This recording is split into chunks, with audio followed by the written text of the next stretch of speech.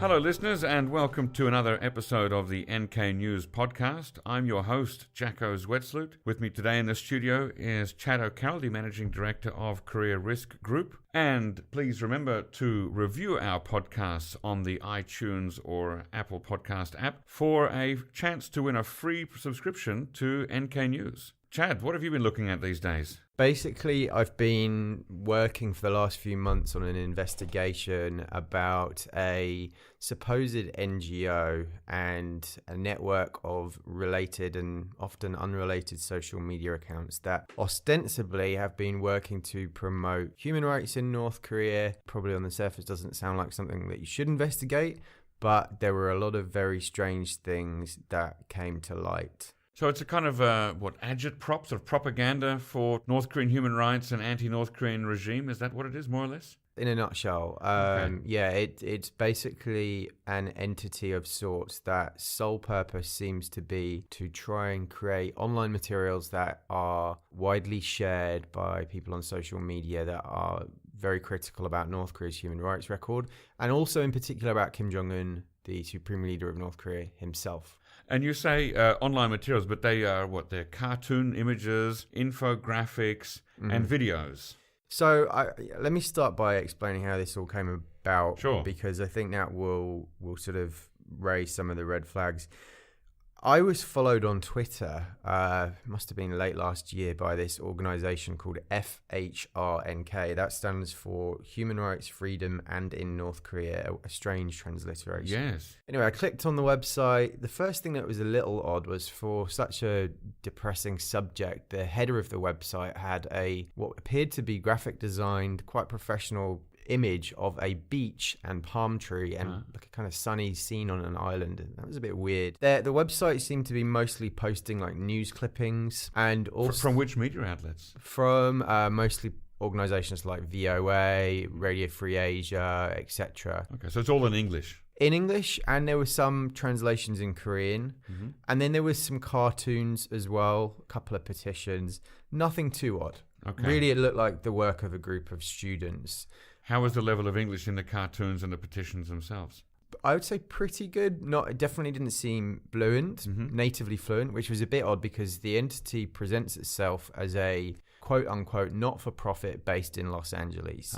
And it lists on the website 6 or 7 contact points who all appear to have basic social media profiles. So they do look like real people. Yeah. So it's easy to think, this is a group of students who are passionate about North Korean human rights. But then this steady flow of cartoons kept on popping up in my Twitter feed. And I'm always curious when I see work of a professional quality, because doing NK News, I know it's not cheap to get graphic designers to regularly produce stuff. And what was striking was that despite this steady stream of professionally produced graphics, cartoons, videos, animations, there was almost no effort whatsoever to promote this stuff. So for example, So you mean it wasn't being shared effectively? No, very poor. And normally if people are going to make effort in designing things, they share it everywhere. Especially if it costs money. Especially if it costs money. And if you're a volunteer, you share it even more because you spent hours making this stuff. Because you believe in it. And you believe in it. Right. So that was a bit odd. Were these cartoons signed? Was there any evidence of authorship? No, originally we didn't really see any signatures on them. Now, subsequently, when I started getting a bit more puzzled by this, I brought in the help of my colleague Jennifer Dodgson. Now, she's based in Singapore and has helped on some of our big investigations. She's used to do our social media for us and so is really familiar with online social media, etc. Sure. She did a lot of image searches and found that there were some cartoons that were signed, and there were these squiggly signatures in the bottom corners, and they initially made us think that this group was just copy pasting stuff from, newspaper syndicated cartoonists, things like that. When we started adding all the artwork together, we noticed that the ones that were signed often were by the same designer, but the signature was different every time. Sometimes you couldn't even read it. It was almost like they deliberately obfuscated the name. Other times they were just these very generic names and always different. Now, when did you get the feeling, hang on, there's really something big going on here? Well, first of all, the subject of the cartoons was one of the first indicators. who in their right mind is going to spend a Sunday afternoon designing an elaborate cartoon about how Jordan's just severed its economic ties with North Korea? That does seem a very obscure... Right. I mean, certainly in terms of anti-Kim Jong Un cartoons, we've seen civic groups in South Korea, like the ones that send leaflets. They do their own cartoon work too, don't they? Did you think it might have been them at first? Possibly, yeah. But then the subject matter was just too niche. And it was obviously being done by a group that is very familiar with the North Korean news cycle. Another example, EU sanctions on North Korea. Again, why is this something that a cartoonist would do an elaborate design on? How do you even... Transshipping. Why would someone do cartoon work on illegal ship-to-ship transfers, again, in their spare time? Just that was a first indicator that something really odd was going on. And it would obviously take some thought. I mean, I wouldn't know the first thing about how to visually represent EU sanctions on North Korea, right? It's not the thing that lends itself towards cartoonery. Not at all. And also, it was so closely mirroring the news cycle. I mean, you'd have a story breaking on one of these illegal ship-to-ship transfers, and then a couple of days later, one of these cartoons pops up. The other thing that raised red flags beyond the fact that they weren't promoting it is that when Jennifer started really intensively looking into these images, she used a technique which is called reverse image search, where you basically right click on the image in Google Chrome and it searches the net for images that look similar. Most of these are uniquely posted, so there's no indication that they've been posted elsewhere, but by doing this process enough, she started to build up a picture of this network of other websites, vectors that are posting the same type of stuff. And what was really interesting is that we saw stuff going in Russian, Chinese, Japanese, and it's always the same graphic. So whoever was designing them was taking the time to make what turned out to be very shoddy translation and design it, adapt it for that local country, and then subsequently post those on other social media accounts, oftentimes not linked whatsoever to this FHRNK entity. Are we thinking, when you say shoddy translations, are we thinking Google Translate sort of translations? Possible. Andrei Lenkov, our in-house expert, he said they were very, very bad. Chinese translator I spoke to said also the same. Interestingly, the Japanese ones, not so bad. What language is Japanese like? Korean. And what was the only language missing in all of this? Korean. None of the cartoons were produced in Korean whatsoever, as far as we can see. Or at least, if there was a Korean original, it wasn't being pasted on these websites. Yes, we can't find that anywhere. Were there instances where we would see the same cartoon in different languages on the one vector, or would they always be separated? No, I mean, the FHRNK website does have a small Russian and Japanese section. For the most part, this material is being posted independently. And what was really interesting as well is that while there are some accounts which literally do nothing but post this stuff, there are others which appear to be having a lot of fake followers on Twitter and Instagram that seem to try and make an effort to embed the content on a canvas that is more likely to generate mass interest. So, and they seem to be adapting this for the different countries. So it's quite funny. On the English, you had stock photos of people's food in restaurants and tourist sites. And then every now and then you'd get one of these North Korea human rights cartoons. On the Chinese one, you see, like, if you scroll down this Instagram, you just see all these cute cats and dogs pictures, all copied from other websites, and then bang, North Korea human rights cartoons. The Russian one, you see all this very erotic, like Japanese style manga kind of porno cartoons. You browse through it all, and then human rights stuff. Now those two things really don't work well together. What were the human rights images being hashtagged? That was another very strange thing. The hashtags were often extremely irrelevant to the content. So you'd have hashtags like LOL, laughing out loud, next to a picture of a starving North Korean child. And it seemed to be, once again, an effort to try and tap into hashtags that are trending online, or of things that general young people might be browsing. So the vectors, the dissemination vectors for these pieces of agitprop, we've seen them on Twitter, Instagram, blog posts. Are they also popping up on Facebook anywhere? Interestingly, Facebook, we didn't really find anything. There was 1 or 2 accounts, but they hadn't been used for a very long time. Another area was Pinterest, which is like a kind of online social sharing thing. Right. And then the other interesting thing was that in Japan, they actually set up a number of purpose blogs and websites that were distributing this stuff. And it seemed there was some extra budget to do additional Japan-specific material. So lots about the abductees and so on, Megumi Yokota and that kind of stuff. And do we have any idea what the volume is, of these images is? I mean, how many are we talking about? Is it hundreds, thousands? I would say in the hundreds for sure. It started in May 2015 and it's been going ever since. In January, I counted on one single account at least 37 unique pieces of art. And we interviewed Gregory Pence, who used to be a cartoonist for the Daily NK. He said some of this stuff was so sophisticated that you'd be looking at about 20 hours of time to produce a single graphic. Wow. So, some were admittedly a lot more simple and straightforward, and then there's the videos, which, video production is not cheap. No. Even for primitive animation, it's not the easiest thing to do. You add in the voiceovers. That stuff was, I'd say I've seen about 30, 40 videos, but all of them, quite a lot of time and thought would have gone into storyboarding them, planning them out. Now, I saw 2 of the videos that are mentioned in your article.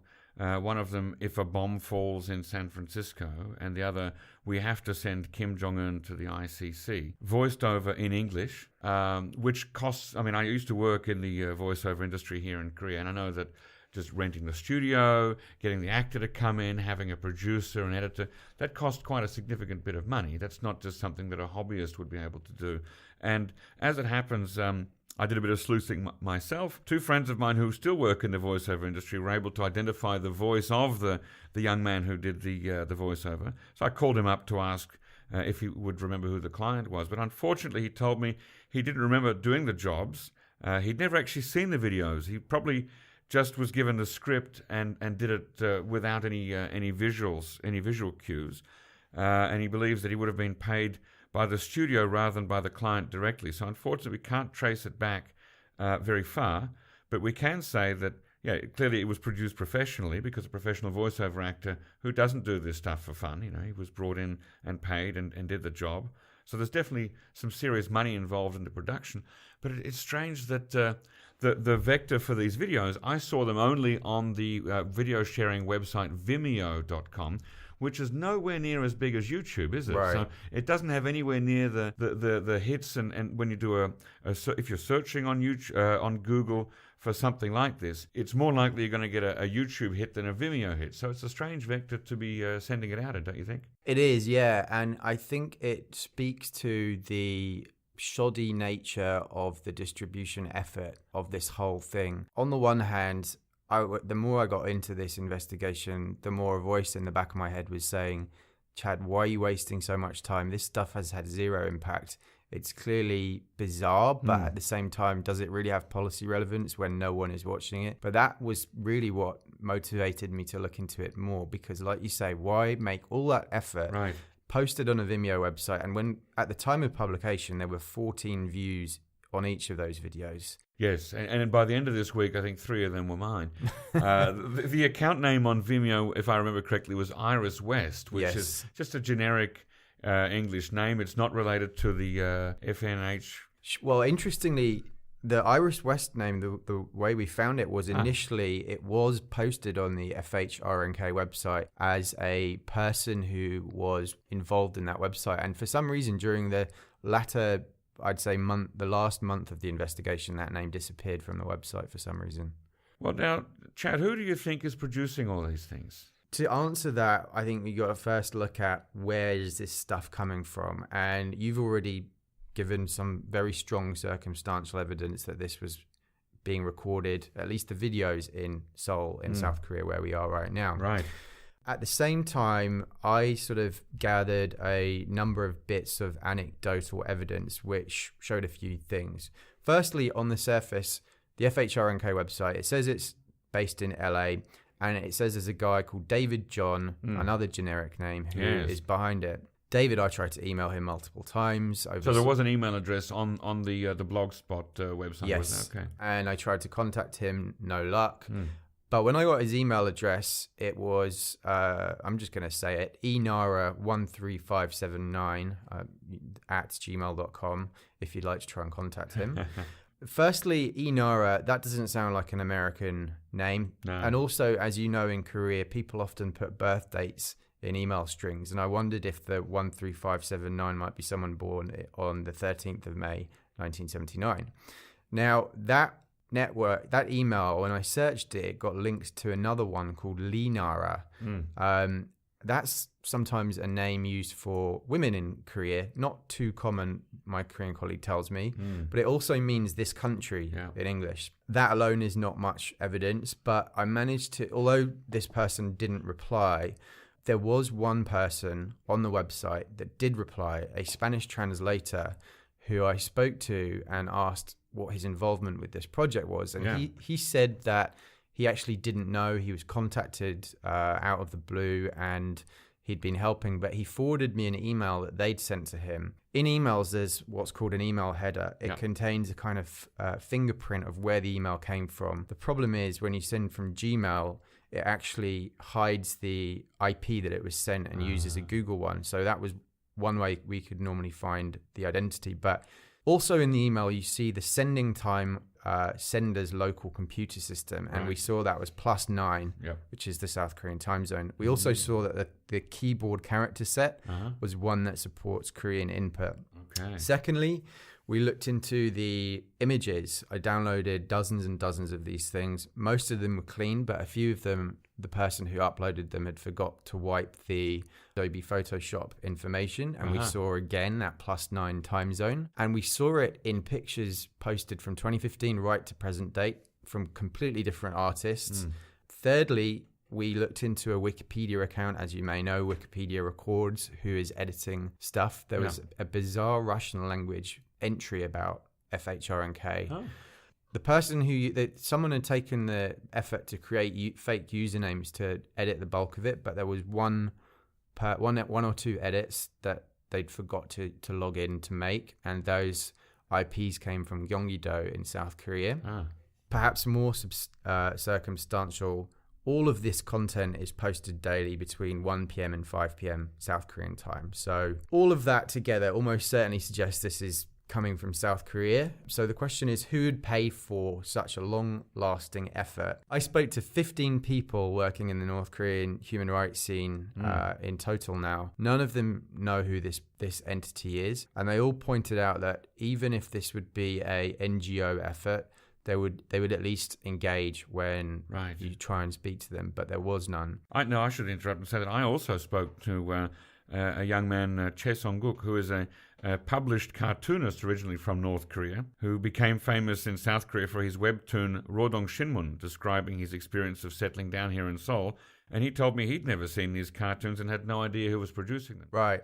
So two of the specialists we spoke to and showed all this evidence to, Daniel Pinkston, who has written a pretty extensive report in 2014 for International Crisis Group on the National Intelligence Service of South Korea, and Dr. Andrei Lenkov, our good friend. Both of them said that this almost certainly looked like a government initiative, and both pointed speculative finger at South Korea's National Intelligence Service as being the source. Now, I should add immediately that we checked with the NIS. They don't normally respond to press inquiries, at least to us. And within one day, they came back to us with a one-line statement saying we are not associated with this. That's interesting. Okay, now this is where I now tell about my anonymous American source, who tells me that he knows an NIS agent working at a Korean consular office somewhere in the United States who was pushing this type of material, I'm talking about the cartoons, through his own personal networks exactly a year ago this week. My source received at least 3 such cartoon graphics from the NIS agent who wanted to know how successfully he had shared them through his own social networks. And he said it was almost as if his NIS agent contact needed to write a report on the success of the dissemination of this kind of information. So we have at least one instance, or one reported instance, of NIS involvement in spreading, if not producing, these images. That's quite interesting. I don't know what their response would be to that. I think one of the other theories that we heard, which came from someone that works in the donor organization working with North Korea NGOs, who was just out of the South Korean army. Yeah. He speculated that this may be a South Korean army initiative. And I'll just read out a couple of points he made. Sure. South Korea's army has a strong tendency to use young soldiers in their mandatory military service instead of professionals to cut down costs, sometimes even to do ridiculous and unimaginable things. I guess there may be a certain division in the South Korean army that is having a bunch of our cartoon major young soldiers produce regularly a certain amount of work online, I don't know, as part of anti-North Korean propaganda. He pointed out, unlike other government departments or places like Katusa or ROK-U.S CFC, the South Korean army in general doesn't get its translation material reviewed by native speakers. And that explains for the work's crude quality of translation, as well as its often unsophisticated ways of expression and the imagery. If that's the case, then it also explains why the NGO's very strange tendency of not communicating much with readers and viewers online, which I think is very unlikely for South Korean conservative NGOs. That does make a good point there, that any South Korean conservative NGO would have somebody in charge of international relations who would be responding to some kind of email outreach, but the military might not have actually placed somebody on duty to do that. Right. And one of the things, one of the people we spoke to that thought it wasn't the NIS pointed to the fact that this campaign now straddles two administrations in South Korea. It started May 2015 during Park Geun-hye administration, and it's ongoing into the Moon administration. Now, that isn't consistent with the idea of an NIS that has reformed as it supposedly has and stopped this kind of stuff. Just for listeners' information, in 2012, the NIS was implicated in a major scandal prior to the elections in South Korea because it ran a similar, in many ways, campaign with many, many hundreds of usernames to try and discredit Moon Jae-in in the elections against Park Geun-hye. But at the same time, I've spoken to people during the course of this investigation who suggested it could have been some kind of orphan project started by a small team in the NIS with a bunch of funding. The NIS doesn't need to keep receipts for a lot of its expenses. This could just be something that's fizzling out on its own accord, and really the top dog people in the NIS may not even know about it because it's so poorly transmitted.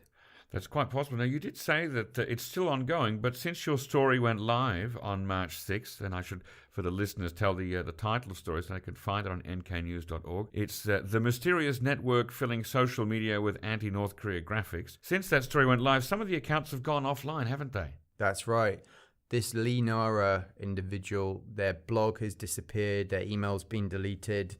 Some of the Instagram accounts have been deleted. Some have changed names, which is very strange. And all of them continue to ignore every single message request I make. Is the FHRNK still up? Yep, their blog is still up. It hasn't been updated since late February, though, now.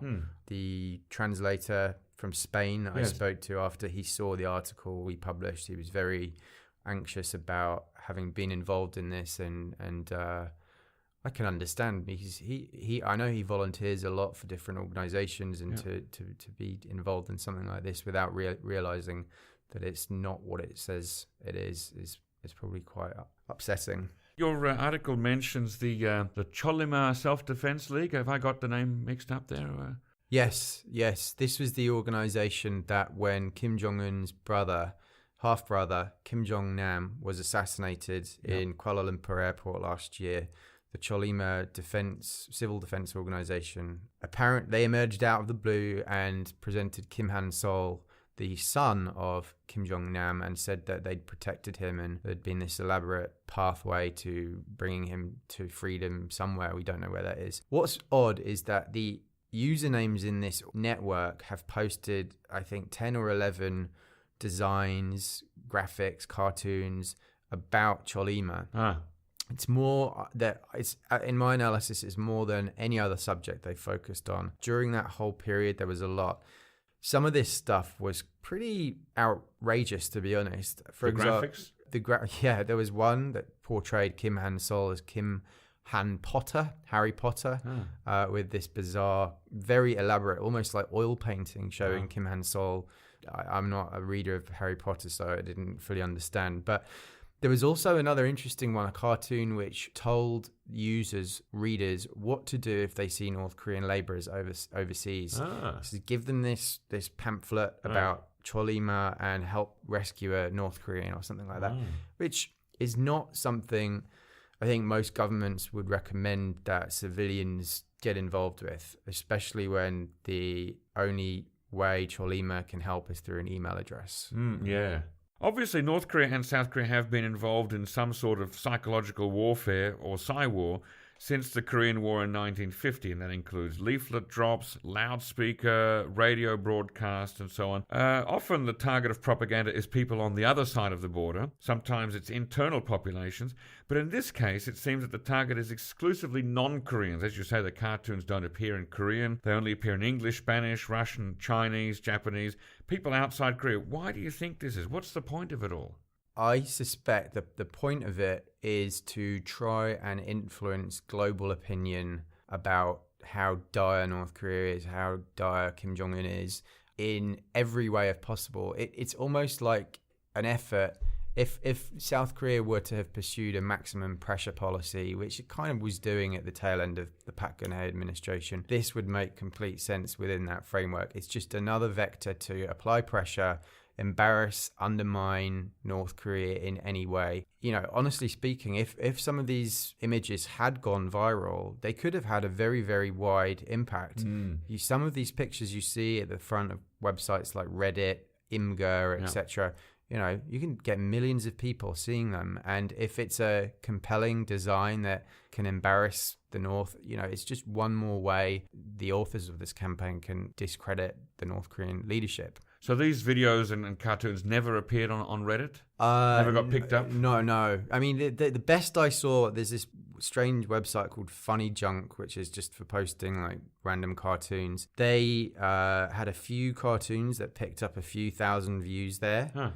But again, this was one of the really interesting things. People on that website, it's the only one I've spotted where people, the other community of users, started scratching their heads saying, why does these users just keep posting anti-North Korea stuff? Right. And I saw maybe 7 or 8 comments from users asking the usernames, why are you doing this? We all know that North Korea is bad. What do you think is going to come of this campaign of you trying to discredit the leadership of Kim Jong Un? No reaction? No, never any reaction. So it's basically, if I understand correctly, that it looks like an attempt to shape public opinion outside Korea, to drive North Korea further into a pariah status. But because of the sheer ineptitude in things like the language translation and in actually getting the message out in a viral way, it's gone nowhere. It just looks like a white elephant project in which a lot of money and human labor has been wasted, but it's gone nowhere. That's right. That's a really accurate way of putting it.